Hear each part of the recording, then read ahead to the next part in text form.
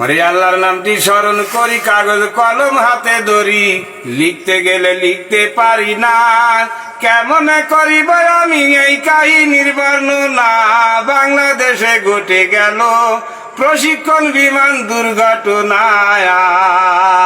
প্রশিক্ষণ সেই যুদ্ধ বিমান কায়রা নিল কত যে প্রাণ, কত জনে পুইড়া হইল ছাই।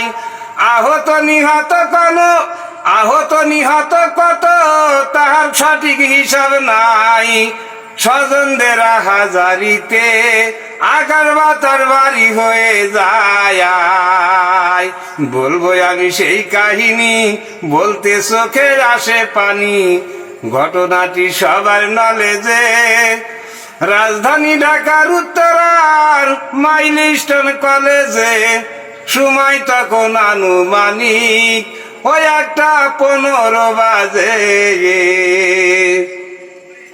ছাত্র ছাত্রী রয় ক্লাসে, ছুটির সময় হয়ে গেছে, ছুটির সময় নাই বেশি বাকি। হঠাৎ করে একটি বিমান স্কুলেতে যাই ঢুকি, সেই বিমানে কায়রা নিল সোনামণিদের প্রাণ পাখি।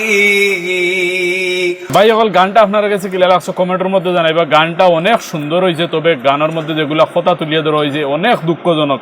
এই কথাগুলো শোনার বাদে মনের মধ্যে বড় দুঃখ লাগছে ভাই সকল, যে একটা বিমানের কারণে কত ছোট ছোট বাচ্চার প্রাণ এই দুনিয়ার থেকে বিদায় নিতে হয়েছে। ভাই সকল, এই যে গানটা আমার কাছে খুব বেশি ভালো লাগছে। তবে গানটা শুনিয়া আমি একটাও দোয়া করি আর যে আল্লাহ পাক রব্বুল আলামিনে যারারও মোটামুটি আওলাদ এই দুনিয়ার থেকে বিদায় লইছেন তারারে সবর করবার তৌফিক দিতা।